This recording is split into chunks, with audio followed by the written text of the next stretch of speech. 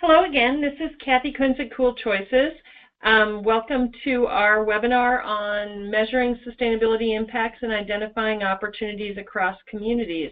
I'm excited to be with you here today for this topic. As just a quick bit of background, Cool Choices is a nonprofit. Our realm is behavior change. We work with businesses, schools, local units of government, whole communities to inspire sustainable practices that reduce greenhouse gas emissions. And as part of our work, we do a webinar series where we talk about various strategies. A lot of our webinars are really focused on the theory and mechanics of behavior change. So if you go to our website, you'll see a lot of recordings about pretty specific strategies that help tip individuals or workplaces or whole communities into more sustainable practices. Today, though, we're going to take really a step back from the specifics of behavior change to look at how this works at a community scale and how some of the behavior change tactics can help communities do what they're trying to do. And today's webinar was really inspired by a conversation I had about a month ago with a federal official who was talking about her observation that a lot of the communities she worked with across the country were really having a hard time quantifying what they were accomplishing relative to sustainability and really getting their arms around useful data. And so hopefully our perspective on this gives some of the community folks on the call today a little bit of food for thought about maybe some other strategies they could use to measure impacts and really to identify where the impacts are. I want to start really today by acknowledging that this is a pretty exciting time relative to cities and community-based efforts. You know, we're really in the midst of a kind of media storm about how exciting it is that cities are taking the lead on climate change initiatives, and you know, so you see lots of headlines about how cities are leading, the commitments of various communities. Probably wherever you are in the country, you're seeing headlines now and then about additional communities pledging to accomplish one climate-oriented goal or another related to sustainability. And so there's this great momentum out there. In addition to that momentum, I think it's important to acknowledge that there's a little bit of cynicism. There are pieces like this piece that I grabbed from the National Review, acknowledging that in 2007 we saw cities step forward and make a lot of really important commitments around sustainability and climate change too, but we didn't see a lot of impacts from those. There wasn't a lot of reported outcomes. There similarly is an article from a ex-staffer in DC really saying, well, cities haven't accomplished enough yet to be excited about what they're doing, kind of the show me the data. And I think certainly at this moment in time, as cities are saying they're going to lead on these issues, it is really incumbent on cities to figure out how are they going to quantify what they're accomplishing.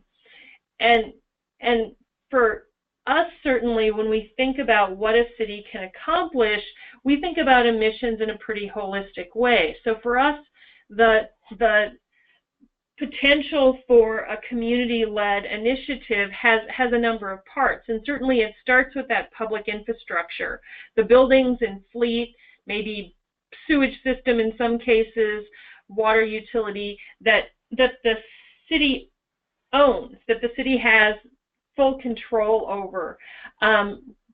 Closely correlated to that are city operations. So what are the city's policies on fleet vehicle idling?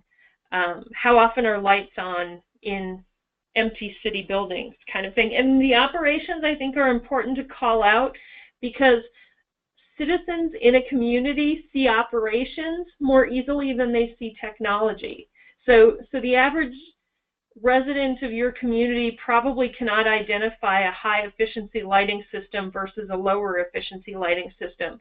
But they know when they drive by an empty building and the lights are on, that's not very good. So really thinking about how you're integrating both of those things. And very often where communities start is here at the top of this pyramid with the things that they can do and lead by example. Another really important piece of this for communities is the policies they establish. Are your zoning protocols facilitating bike-friendly streets? Some of the things that cities decide relative to policies and regulations can impact sustainable choices for generations to come. So really thinking about what are you doing in that realm.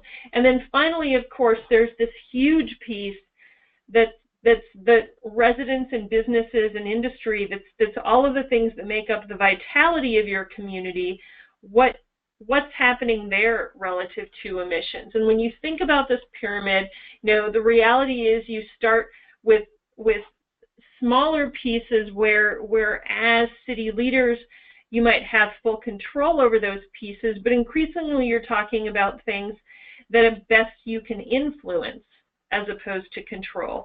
And really that's why we're talking about this topic, because as behavior change experts, we think always about what it takes to influence change.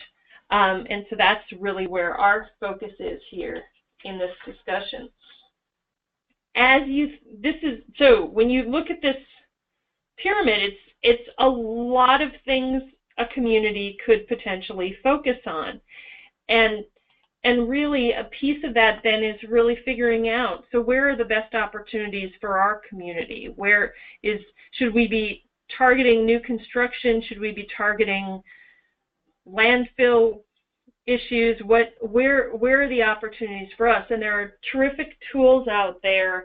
I think particularly of the resources ICLEI has put together on their website that can help communities create that inventory of, so where do our emissions come from? Where are the pieces of this? When you know where the pieces are, though, it doesn't necessarily tell you where the opportunities are. So we're going to really talk about how you figure out where those opportunities are.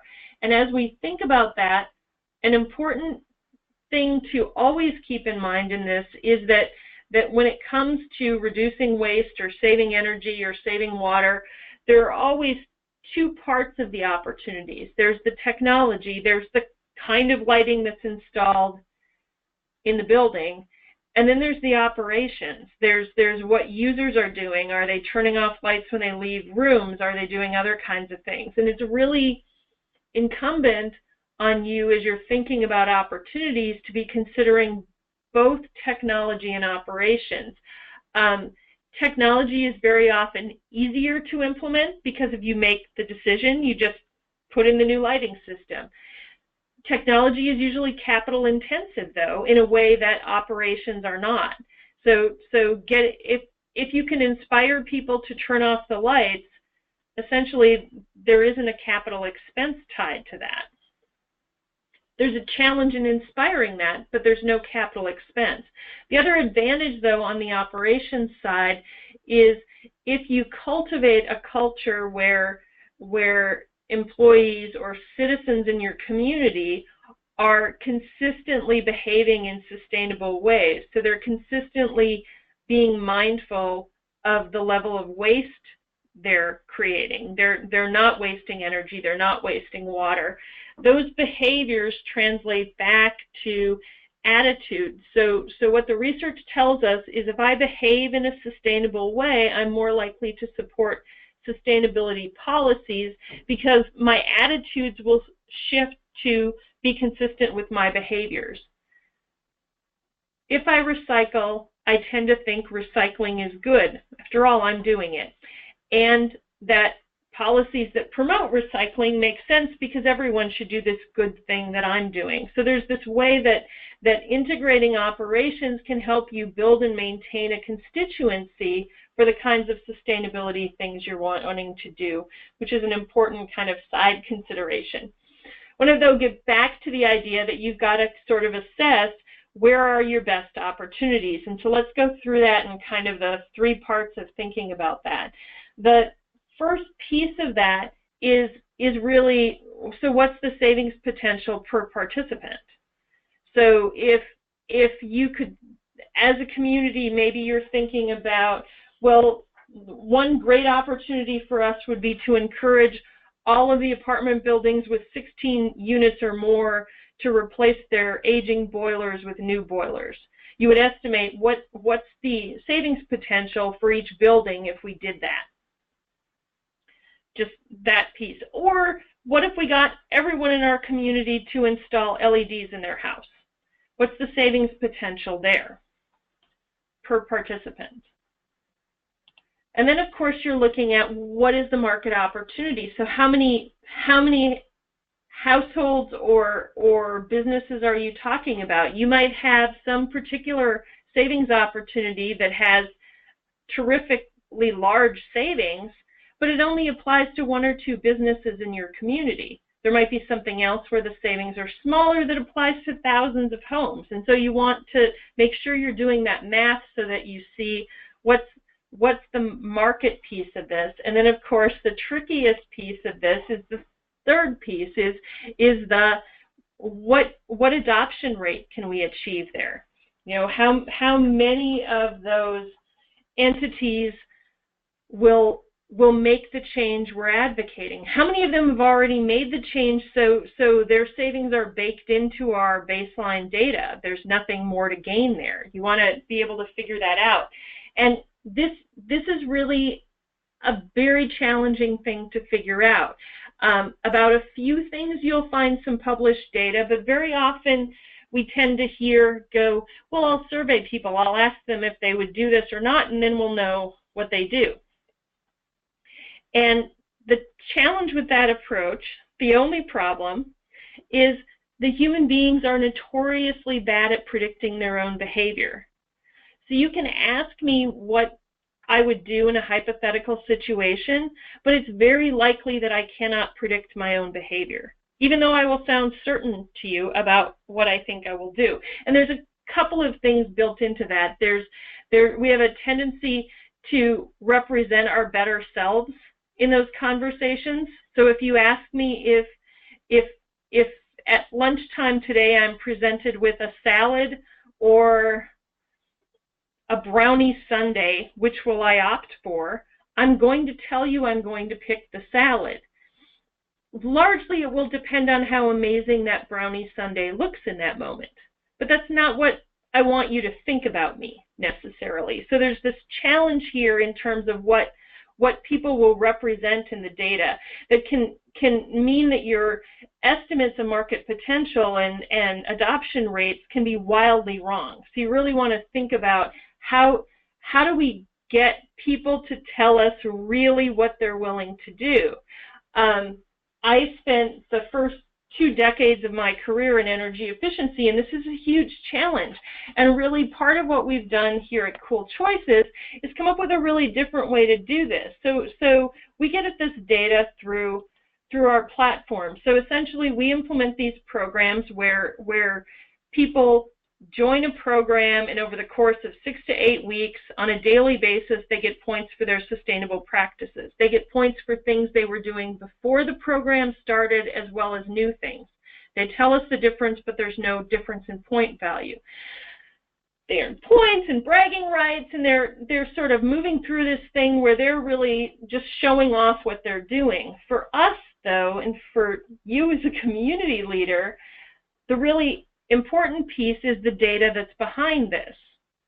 So we get insights into what portion of people in an organization have already installed LEDs in their home. What portion are already biking to work? What portion are willing to give public transit a try for the first time? Are those mostly men? Are they mostly women? Are they is it more likely to happen in one workplace than another? We end up with this pretty rich data set helping us understand what are those patterns and where are the opportunities in a way that then can feed back to stakeholders and be part of bigger initiatives. So let me give you a really concrete example of this, because I feel like when I talk about it that way, it's a little bit theory-ish. Did a program about 2 years ago for the city of Madison, Wisconsin, Green Madison. About 850 participants from across the city participated in this program, and over the course of 8 weeks, they reported 41,000 different sustainable actions that they'd made in their lives, with a good level of savings and some CO2 reductions. As part of that, they also provided a bunch of ideas for deeper savings, things that could happen. And out of all of that information, we were able to cull some insights about where the opportunities would be forward. So one of our partners in Green Madison was the local energy utility. And at the end of the program, we went back to the energy utility with data like this. So these are some of the one-time actions that people in the Green Madison program could take. Calibrate your flat panel TV's picture, replace bulbs with CFLs or LEDs, and set back your thermostat. And what this chart is showing you is, first, if you look at the two colors combined, it's the total number of participants who reported taking that action. So of these three actions I'm sharing with you, the most participants reported that they set back their thermostat at night. The blue section, though, is the portion of those folks who told us, and we were already doing this before we participated in the program. So what we learned was that of the nearly 500 entities who reported that, 350 were already doing it. So there wasn't a lot of new incremental savings that we could get from the setback thermostats relative to the market.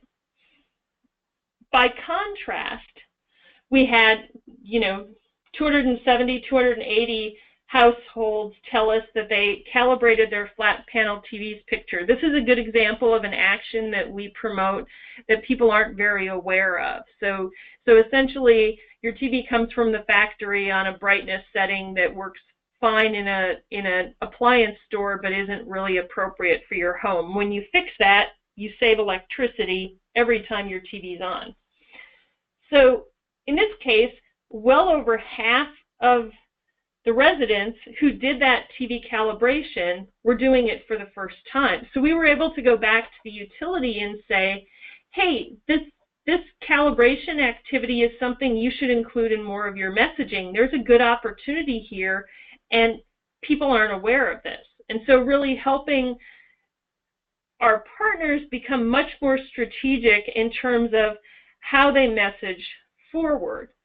And then that kind of strategic approach in the way we do this is coupled with all kinds of visual evidence. So as part of what people are doing in our program, they're submitting photos and stories about how they're being sustainable, and we're of course sharing those back across the community, because we think that when you couple data that tells you what to target with bottom-up conversation where people are talking about how particular sustainable practices were fun for them, the adventure of a group of colleagues renting bikes and going to a meeting on bikes versus via their cars, you can create some momentum, and that's ultimately what we think communities need to do in this arena, that to accomplish the very amazing things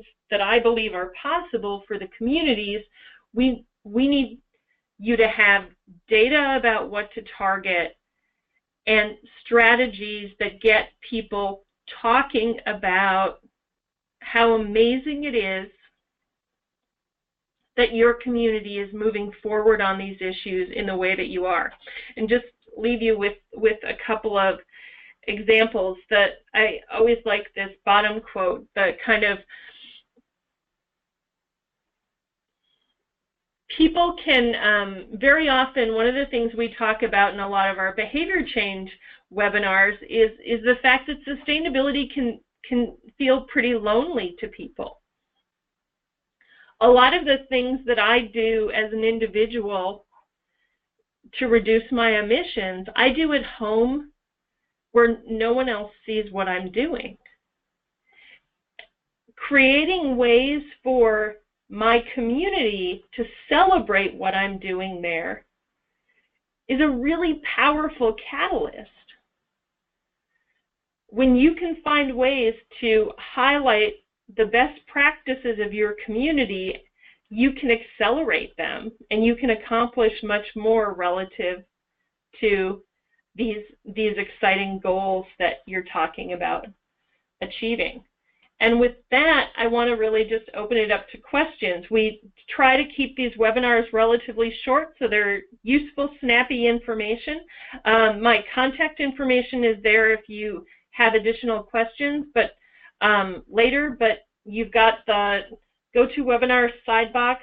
Oops, sorry, not even sure how I did that. On the sidebar of your screen where you can type in a question, and I will be glad to respond to it.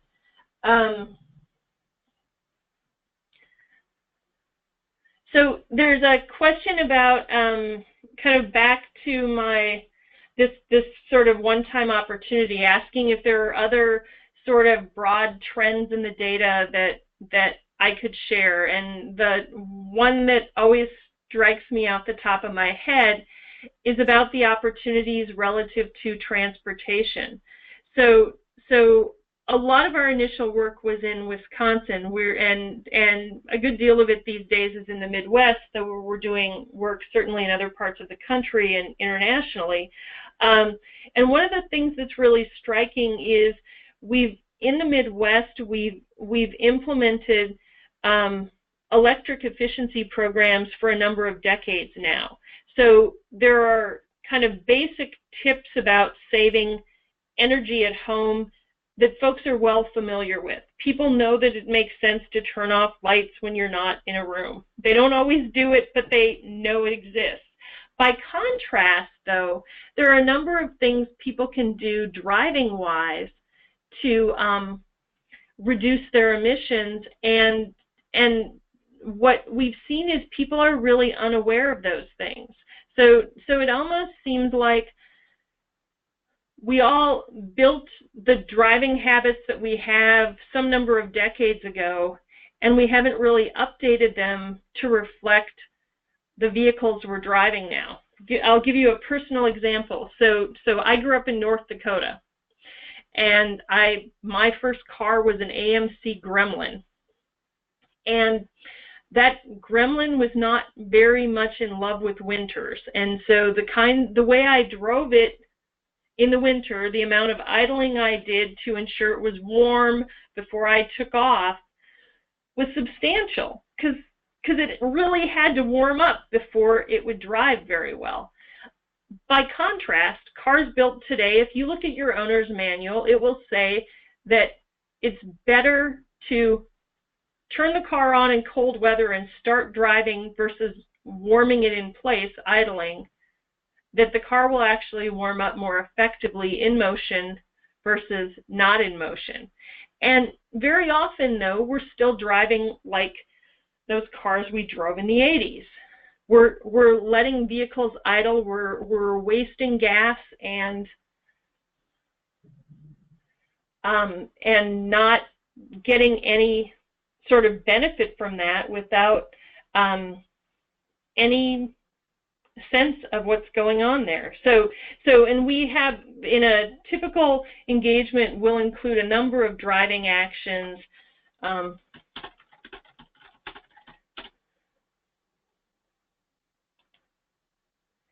And those actions are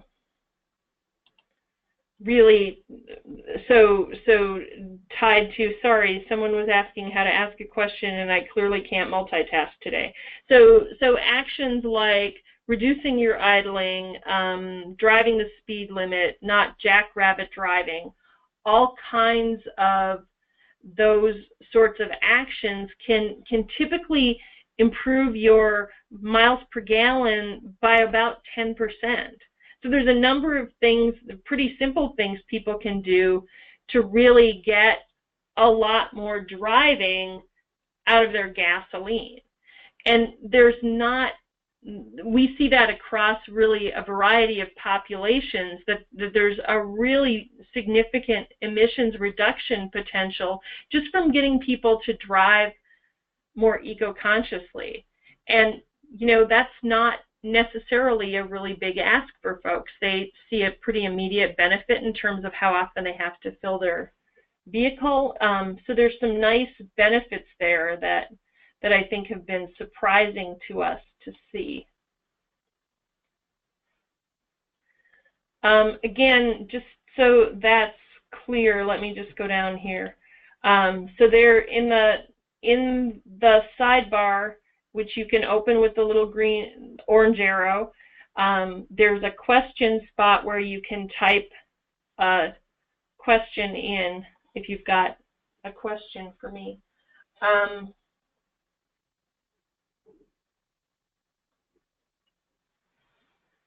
So, and it looks like there's a question about estimating results. So from the way we're talking about doing this in our program, how are we estimating results? And let me, oops, sorry. Let me just go back here to this slide as a way to illustrate this.